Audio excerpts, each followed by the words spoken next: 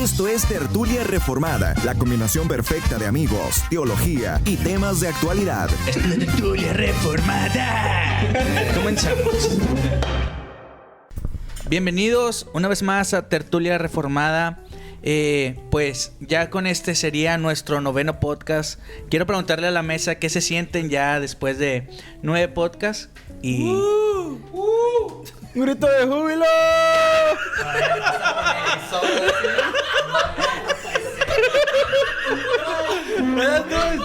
Así se siente nuestro hermano Charlie. Así se siente.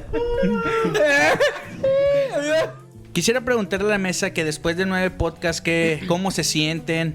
¿Qué es lo que piensan después de haber recorrido ya pues 9 episodios intensos, interesantes y que pues le ha gustado a nuestros oyentes? A ver, vamos a preguntarle a Anaías qué es lo que piensa nuestro hermano Anaías. Pues la verdad ha sido muy edificante, sinceramente. Yo soy muy edificado por todos mis hermanos aquí presentes.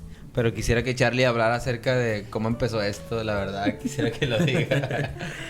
Fíjate que esa pregunta la hizo otro hermano que se iba a integrar, que todavía está su puerta abierta, ¿verdad? Pero bueno, fíjate, lo de Tertulia, simplemente, bueno, el nombre se le ocurrió a Asa. Le presentamos la idea. Asa es el mejor. Y simplemente empezó como de una forma, o sea, empezó así como que, llamémosle un deseo, un sentido de que esto se diera a conocer, ¿no? La teología reformada, si era en el público, por ejemplo, aquí de Monterrey, ¿verdad? Iniciando en los jóvenes. Pues más que nada fue eso, así se comenzó todo y pues el Señor fue proveyendo, el Señor fue prosperando esto y pues aquí andamos, gracias a Dios. Hermanos, queremos que sepan que nos gozamos al hacer esto y pues que es de edificación aún para nosotros y esperemos que sea para ustedes. Empezamos este 9º podcast de Tertulia Reformada con una introducción de nuestro hermano Asael. Muy bien, pues bienvenidos. Una vez más vamos a ver la última parte, por fin, del primer siglo. Nos hemos aventado 5 podcasts en los primeros 100 años de la historia de la iglesia. Realmente no hemos cubierto ni siquiera el 20% del material que hay sobre la historia de la iglesia en el primer siglo. No hemos visto temas específicos. A lo mejor ya para la siguiente semana vamos a sugerir un tema específico para dentro del primer siglo.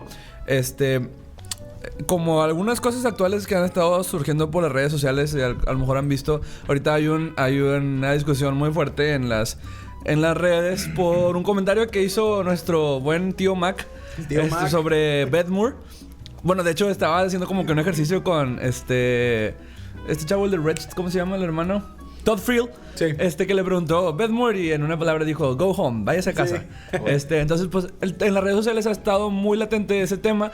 Tal vez podríamos tocarlo como parte de la historia de la iglesia. Vamos a ver de qué manera podemos manejar esos temas, vamos a platicarlo. Y obviamente si ustedes tienen alguna sugerencia, claro que los podamos escuchar. Vamos a comenzar entonces con la primera parte de la historia de la iglesia.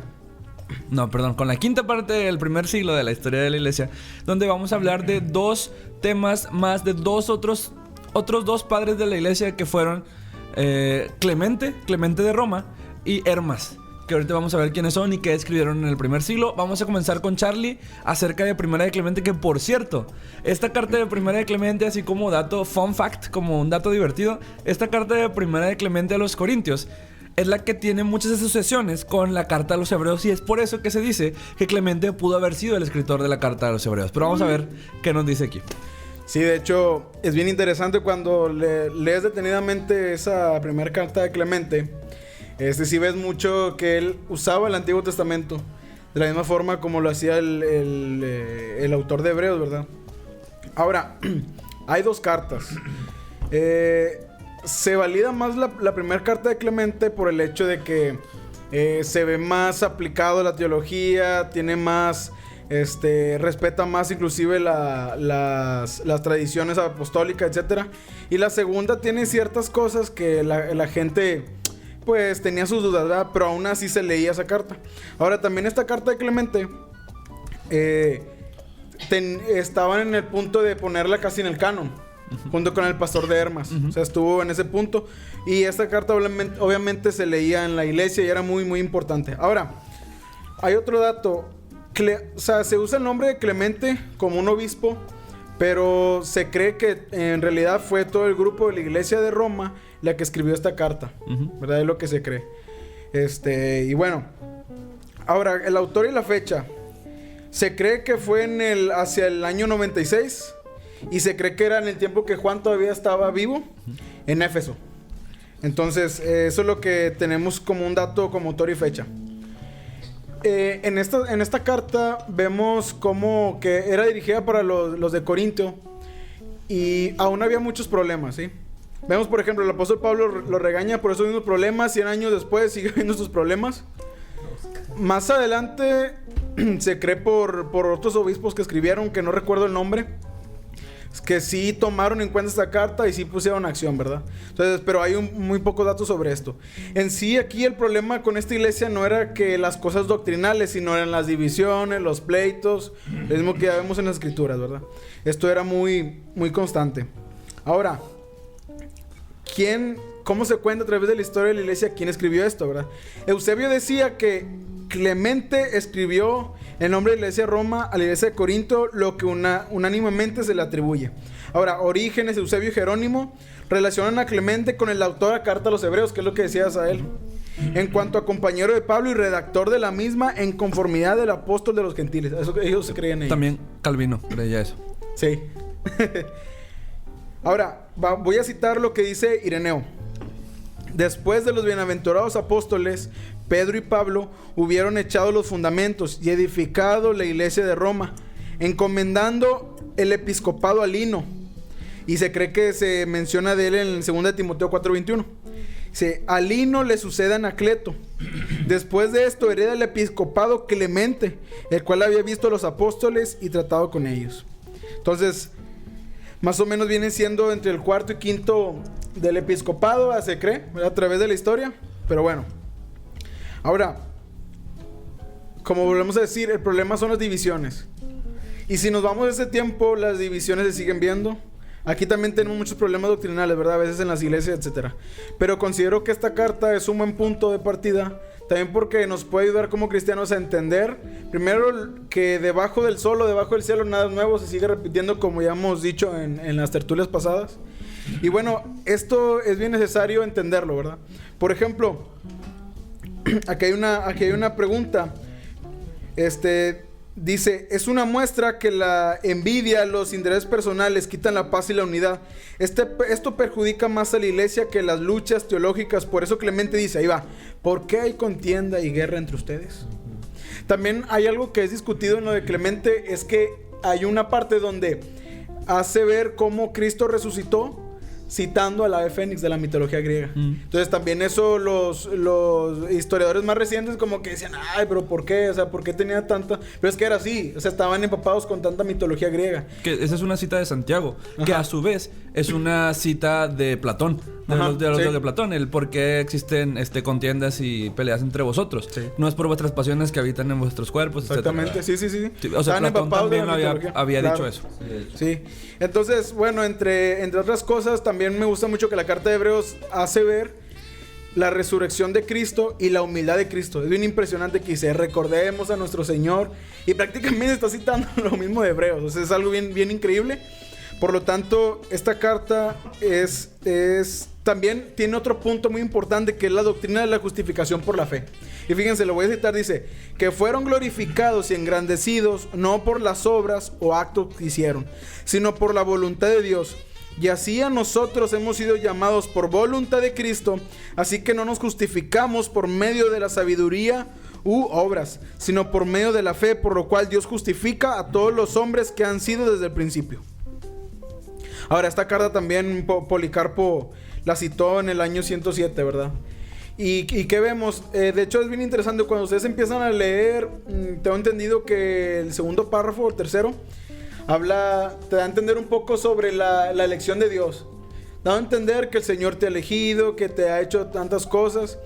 Y bueno, esto sería una buena introducción para seguir leyendo y aprendiendo de este padre de la iglesia, ¿verdad?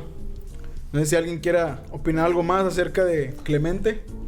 pues en cuanto a contenido, ¿qué es lo que nos muestra la carta de Clemente? No, tú, te pregunto. En cuanto al contenido, ¿Te querías toser? no, es que yo pensé que no. No, sí, o sea, en cuanto a contenido, ¿qué nos dice la carta de Clemente? Pues simplemente es una exhortación, pero también es un regaño a la unidad de la iglesia. O sea, está llamando la atención por la desunidad, por los problemas que hay en la iglesia. Recordando, por ejemplo, cita a David, cita a Moisés, sobre la humildad, sobre la sumisión, la sujeción a Dios, sobre el obedecer la palabra de Dios. Entonces, al final de cuentas, es una llamada de atención hacia una iglesia que se estaba dividiendo, estaba siendo contaminada. Oye, y esto nos dice, de hecho creo que lo comentaste, porque Pablo, bueno, nosotros tenemos dos cartas de Pablo para una iglesia pues muy desordenada, o sea, que realmente... aparentemente eran 4, ese es el punto. Exactamente, por eso digo lo de, bueno, son 2 las que conocemos. Muy desordenada, que tenía muchos conflictos. Ahora vemos a Clemente cómo también tiene que arreglar esos conflictos y escribirle cuestiones como esas, precisamente de la unidad, de las divisiones, exactamente. Sí, entonces vemos que la iglesia de Corinto no terminó. Sí, entonces vemos que la iglesia de Corinto realmente no terminó por permanecer en esa unidad de la que Pablo tanto les había recalcado, les había mandado. Cristo no está dividido, tienen que estar unidos, no puede haber bandos. Si hay bandos, solamente es para evidenciar los que son aprobados y los que no entre ustedes mismos se dividan, ¿verdad? Ustedes únanse. Entonces pues vemos que era una iglesia testaruda y digo, no estamos exentos, nuestras iglesias a veces son así.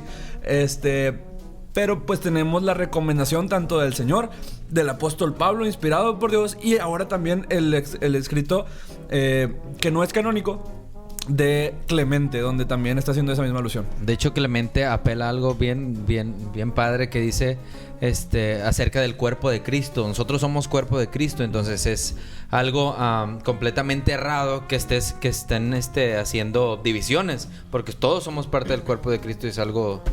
Fíjate que también en esa carta habla del martirio de Pablo y de Pedro. Pero da a entender que por la vanagloria o la vanidad de muchos, ¿verdad? O por el negro corazón, ellos fueron exhibidos y tratados como basura. Y también cita lo que dice Hebreos, inclusive que se vistieron de pieles, pobres, el mundo no los merecía, en pocas palabras. Sí. Entonces sí es algo bien importante para que la lean y fíjense lo que dice de Pedro y Pablo, ¿verdad? Presten mucha atención a esas indicaciones. Bueno, sí, no hay nada más que comentar respecto a esto. La carta les voy a pedir a nuestros community managers. Un saludo para Brenda y para Sam, que está aquí enfrente de mí. Y Brenda está aquí. En su corazón. In my heart. Que a ver si podemos poner esta semana tanto los escritos de los que hemos estado hablando, los PDFs, son PDFs sin derechos de autor, entonces podemos bien aventarlos por ahí para que tengan la oportunidad de leerlos. No es una pérdida de tiempo, no son fragmentos muy largos, el más largo tiene 20 hojas, yo creo. Bueno, el Pastor de Armas sí tiene como 40, pero pues es este espacio, o sea, es este espacio, exactamente. Entonces bien te terminan quedando como 15. Este espacio, Asael se refiere a que abarca solamente la mitad de la hoja. Porque estamos hablando todos. No, yo. Bueno, él. Cuando Asael menciona este espacio, ya que ustedes no nos pueden ver, ¿verdad? Obviamente.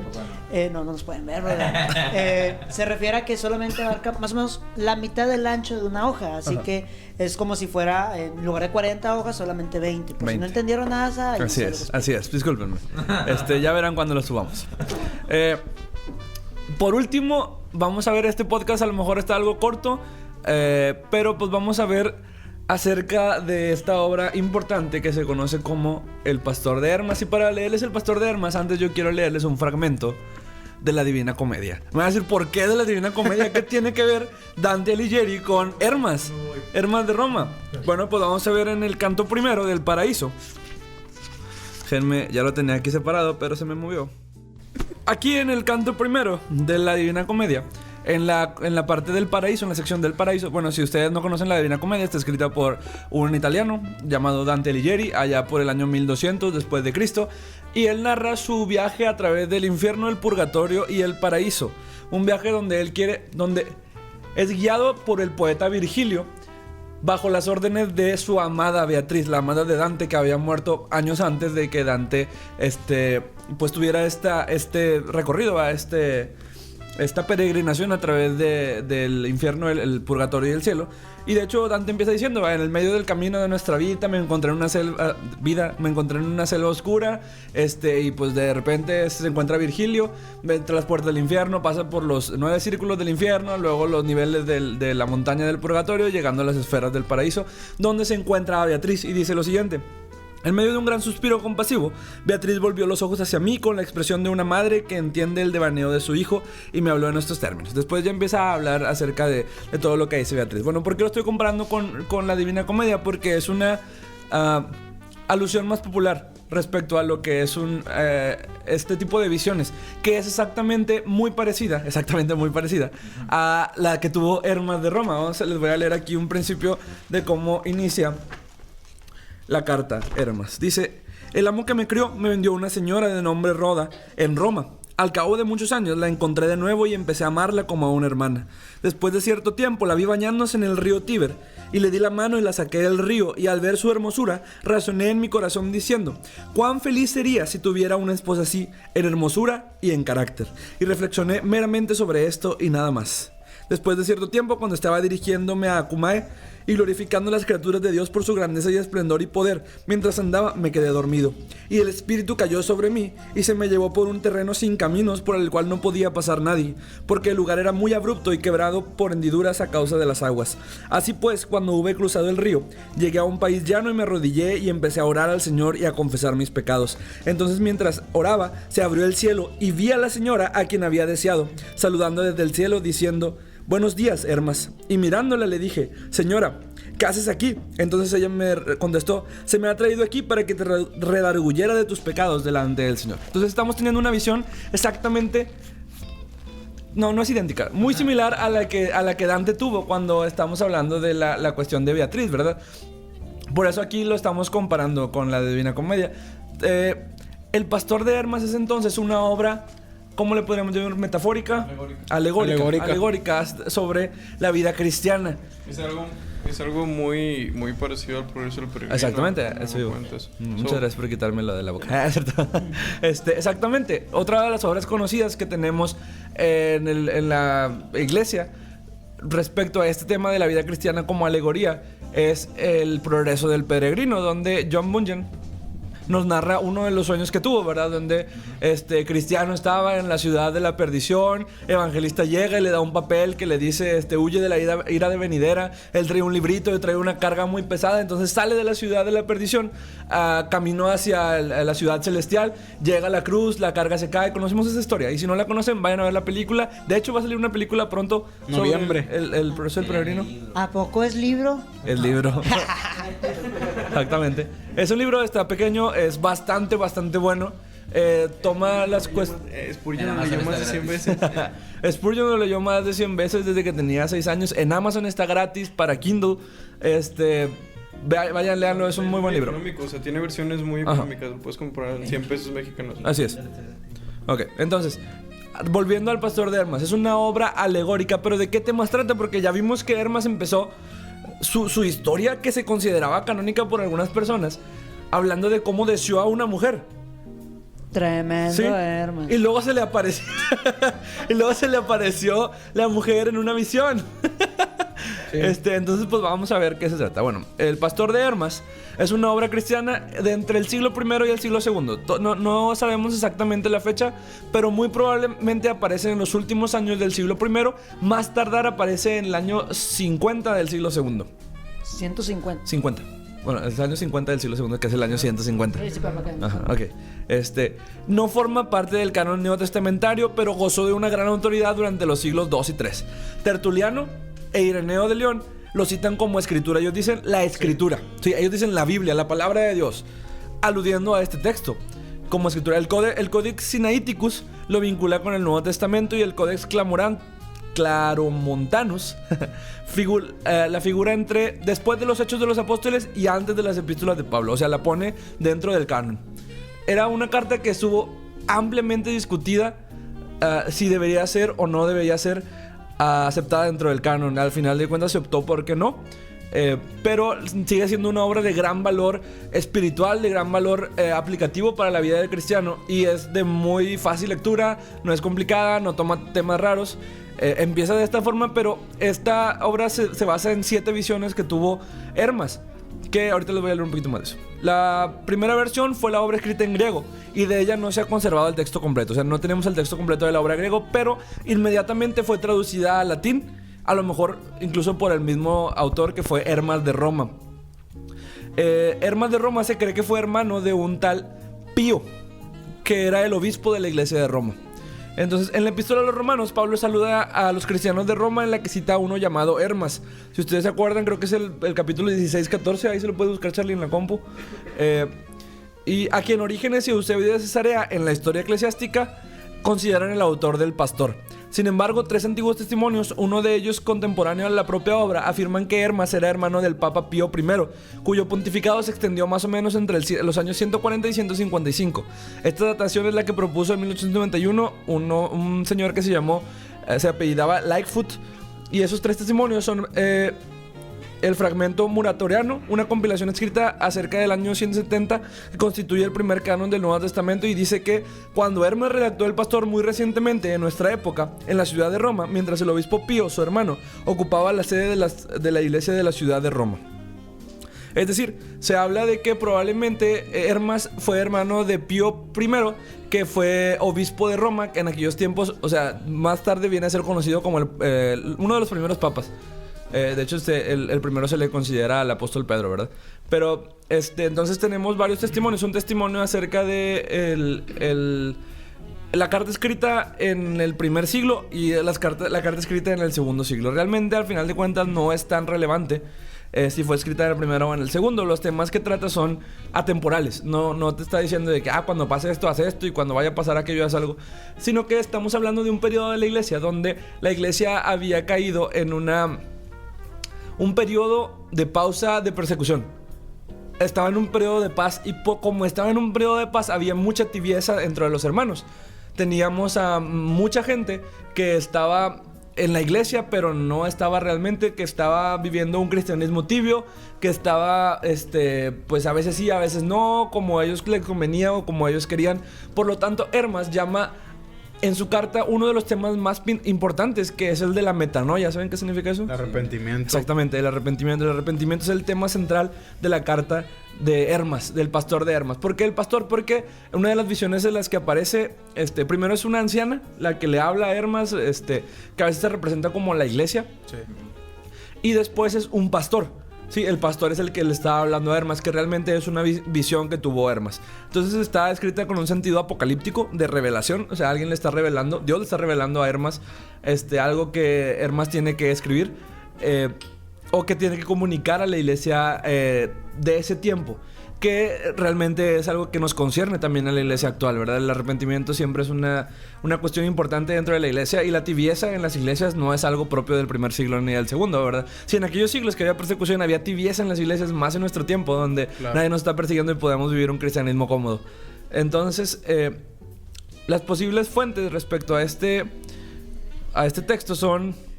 hay varias citas directas a la Biblia. El contenido del texto muestra que el autor denominaba la literatura sapiencial del Antiguo Testamento y las cartas de San Pablo a sí mismo. También la mención de 2 caminos muestra la influencia literaria judía, que al parecer es la principal influencia. Vendría de un texto llamado el Manual de Disciplina, perteneciente a los escritos esenios encontrados en el Mar Muerto.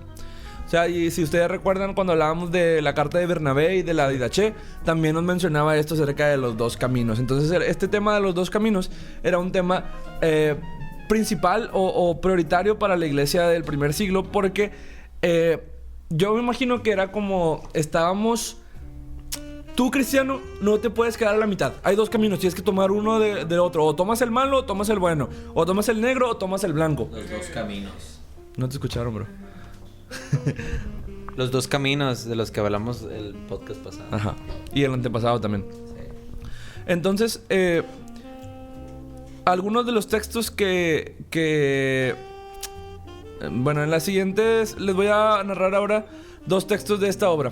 El primero corresponde a la tercera visión, donde la anciana le explica a Hermas el significado de una torre que se construye con piedras de la iglesia, que algunas son desechadas. Es una bella imagen para señalar la construcción de la iglesia en la que los cristianos, como decía San Pedro, son piedras vivas edificadas sobre el fundamento que es Cristo. Man. Entonces, el llamado pastor de Hermas aquí se las pongo, perdón. Acá estaba. Aquí está. Piedras para construir la iglesia. Visión 3, el 2:7. Dicho esto, la anciana hizo ademán de marcharse, mas yo me postré a los pies y le supliqué que el Señor me mostrara la visión que me había prometido. Y ella me tomó otra vez de la mano y me levantó y me hizo sentar en el banco a su izquierda. Tomó asimismo también ella a la derecha y levantando una vara brillante me dijo: ¿ves una cosa grande?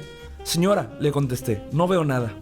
¿Cómo?, me replica. ¿No ves delante de ti una torre que se está construyendo sobre las aguas con brillantes sillares?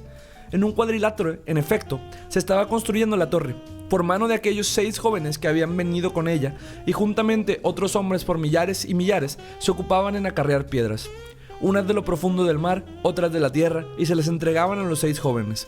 Estos las tomaban y edificaban. Las piedras sacadas de lo profundo del mar las colocaba todas sin más en la construcción, pues estaban ya labradas y se ajustaban en su juntura con las demás piedras.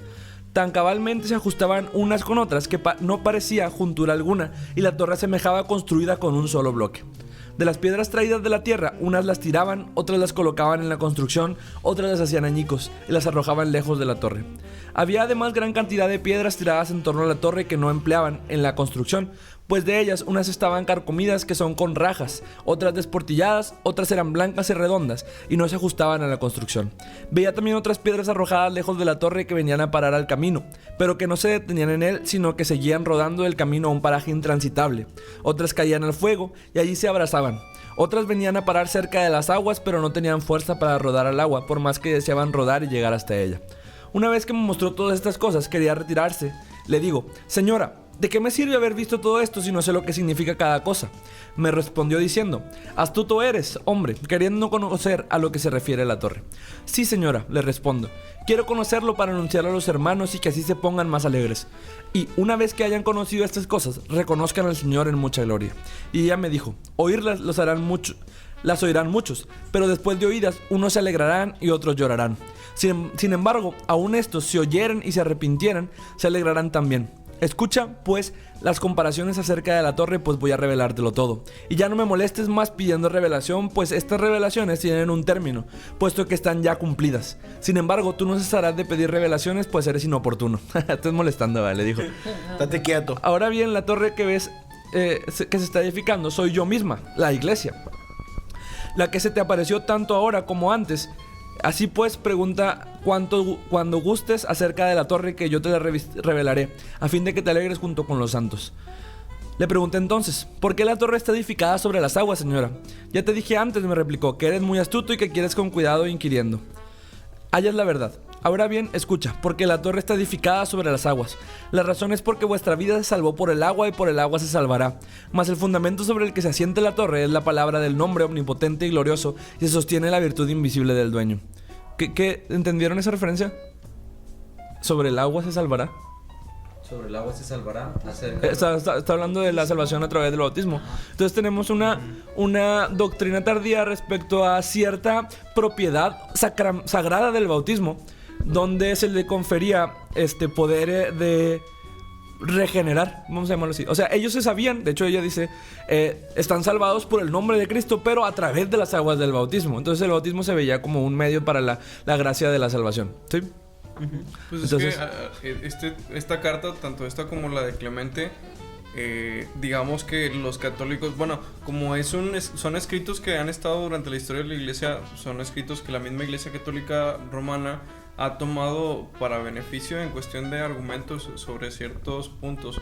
Por ejemplo, la de Clemente la de Clemente la usan un poco para, digamos, que ellos discutir acerca del primado de Roma, por ciertos contenidos que tiene, y en este sentido, en este tipo de temas que al final no podemos concluir completamente, porque digamos que estamos como intentando inclinar dicen las cartas a un pensamiento propio, intentar como que inclinarlo, porque al final son escritos que tienen cierta autoridad porque son escritos muy antiguos y que tienen mucha más cercanía a los apóstoles a la que podemos tener nosotros. Entonces depende mucho de la interpretación que le podamos dar, que obviamente en nuestro caso pues no dependemos de una interpretación regida por las tradiciones, sino que tradiciones en el sentido de cómo lo ve la Iglesia Católica Romana, sino cómo deberíamos nosotros ser críticos en un sentido a compararlo con la Escritura. Así es. La visión continuó. Es algo larga, pero siguiendo, la señora se va de Hermas y llega alguien que... Déjenme les encuentro aquí. Ahorita le cortes eso. Aquí está. La visión número 5. Mientras oraba en la casa y estaba sentado en el sofá, entró un hombre. Había sofás en el primer siglo. Vaya. Vestido como un pastor. Entró un hombre de rostro glorioso, vestido como un pastor, envuelto en piel blanca y con un zurrón al hombro y un cayado en la mano, y me saludó. Yo le devolví el saludo e inmediatamente me senté a su lado y me dijo: me ha enviado el ángel más santo para que viva contigo el resto de los días de tu vida. Entonces el pastor le está dando revelación durante las siguientes visiones, que es la parte principal de la carta de Hermas. Realmente es la carta más larga de los padres apostólicos, o una de las más largas de los padres apostólicos. Pero de esto se trata. Hermas tiene visiones concernientes a los aspectos fundamentales de la iglesia que tienen que ser recordadas a la iglesia. Entonces lo hace a través de esta técnica literaria de la alegoría. Tomando la mujer, la torre construida, el pastor. Y habla mucho acerca del arrepentimiento, la metanoia. De hecho, le usa la palabra metanoia. Es una de las palabras que... Es uno de los temas más importantes de toda esta carta. Pastor de Hermas es una joya del primer siglo, realmente. Obviamente hay doctrinas equivocadas dentro de la carta, como que estamos hablando sobre el bautismo. Por el segundo siglo en Roma ya empezaban ciertas nociones acerca del... ¿cómo se llama? La salvación a través de las obras de otro. Sí, que era el ex opere operato, se llama en latín. Desde Orígenes de Alejandría ya había cierta identificación con el bautismo y las obras de la iglesia, ¿verdad? La iglesia tiene la fe para que el bautizado sea salvado a través de la fe de la iglesia, etcétera, y por eso el bautismo tiene esta propiedad salvífica. Bueno, son ideas equivocadas, ideas erróneas, que no se corrigen durante cierto tiempo. Sin embargo, se sigue predicando el Evangelio de Cristo. El Evangelio a través de la gracia sola, por la fe sola en Cristo Jesús, sigue siendo predicado de manera audaz, de manera valiente, y se sigue teniendo a Cristo como el centro de todas las cosas. Por lo tanto, estamos hermanados con esta iglesia. Y algunos dicen de que, oye, pero si tan cerca del principio había gente que creía esto, a lo mejor es porque eso es lo que enseñaron los apóstoles y es lo correcto. Sinceramente, es que cuando Pablo fue a visitar a los Gálatas y después se fue, ya se habían apartado de la verdad. Sí. O sea, el hecho de la distancia temporal entre los apóstoles y las enseñanzas no implica que hayan tenido o no enseñanzas incorrectas. Entonces se han desviado. Los corintios ocuparon más de 6 cartas y nunca se corrigieron. Los Gálatas no se había muerto ni siquiera Pablo. O sea, tú ponle que no había pasado ni un año de que Pablo se había ido, y ya habían escuchado a una doctrina incorrecta y se habían ido siguiendo a los judaizantes, ¿verdad? Que ya vimos que tenían rasgos de ionismo.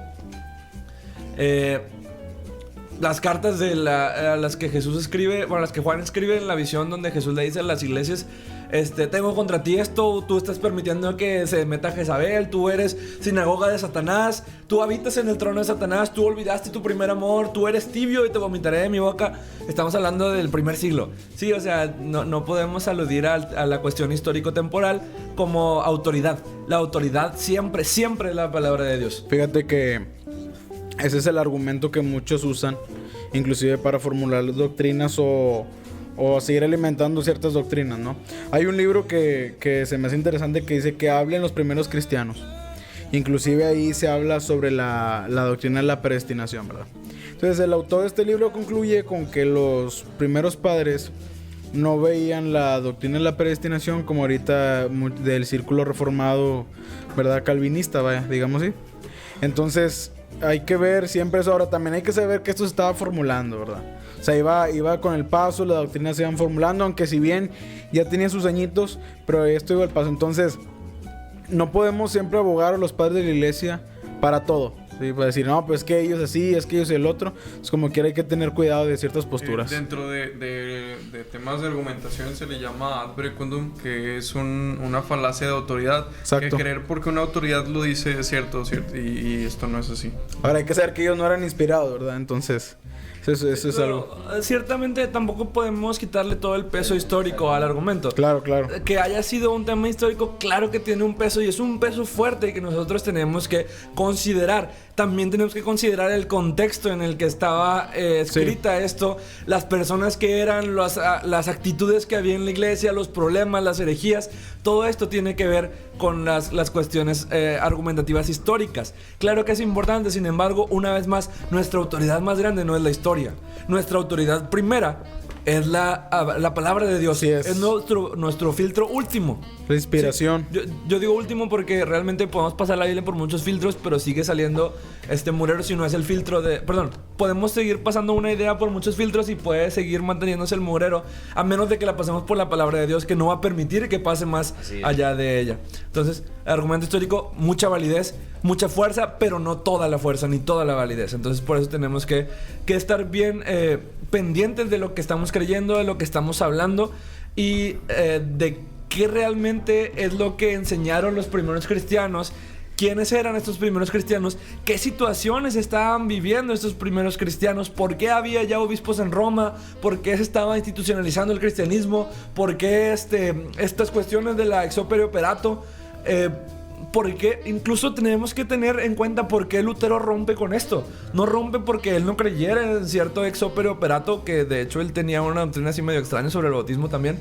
Lo rompe porque estaban perpetuando doctrinas de hombres que no eran bíblicas. Entonces, pues ya cuando lleguemos a la historia de la Reforma, vamos a ver realmente este asunto. Pero este rompimiento con estas doctrinas no es porque hayan sido históricas, sino porque son contrarias a la palabra de Dios, ¿sí? Solamente podemos romper con una doctrina histórica cuando es contraria a la palabra de Dios. ¿Están de acuerdo con eso? Así es. Exacto. Totalmente. Muy bien, entonces ya vamos cerrando el podcast de hoy. Muchas gracias. Fue un podcast corto, yo creo. No sé cuánto vaya a durar. Pero por fin terminamos con el primer siglo. La siguiente semana a lo mejor vemos un tema un tema específico en el primer siglo, o pasamos al segundo siglo ya a ver persecuciones, a ver herejías del segundo siglo, que ya hay muchas más herejías en el segundo siglo, que hay padres apostólicos en el segundo siglo. ¿Anaías nació en el segundo siglo? ¿Anaías? O sea, por las herejías. Creemos que sí. Muy bien, tal vez. Si quieren algo más que comentar respecto a esto. No, pues más que nada prestemos atención a todo esto, ¿verdad? Cuidémonos de las divisiones, tengamos cuidado y reverencia hacia la palabra de Dios y oremos los unos por los otros, ¿no? Para seguir perseverando en esa unidad que Cristo nos mandó a todos. En cuestión de lo que estamos estudiando sobre la historia de la iglesia, es muy importante, o sea, lo que dice Eclesiastés acerca de que ya todo, o sea, digamos que no hay nada nuevo bajo el sol. En realidad, las situaciones que pasan actualmente pasaron hace mucho tiempo. Todo este tipo de herejías ya habían surgido en los primeros siglos, surgieron en la iglesia primitiva. Y realmente lo que vemos ahorita, digamos que no es nada nuevo, no son cosas que apenas están surgiendo y que se van a luchar.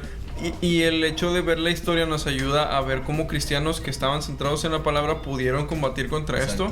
Y digamos, al final de cuentas es conocimiento que podemos adquirir de la historia, que nos puede ayudar, que nos puede motivar, que nos puede animar a que sabemos que al final Dios sigue sosteniendo ese remanente fiel que está constantemente en su verdad y no guiándose por otras cosas o desviándose. Y sobre todo nos sirve también para no caer en los mismos errores.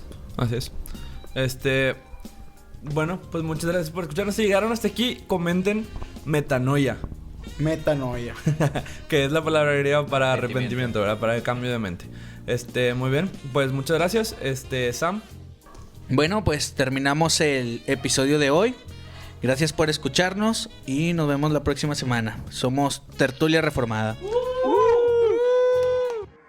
Eso fue Tertulia Reformada. Síguenos en nuestras redes sociales y no te pierdas nuestro episodio semanal. Tertulia Reformada. Todos los derechos quedan reservados. Tertulia Reformada 2019.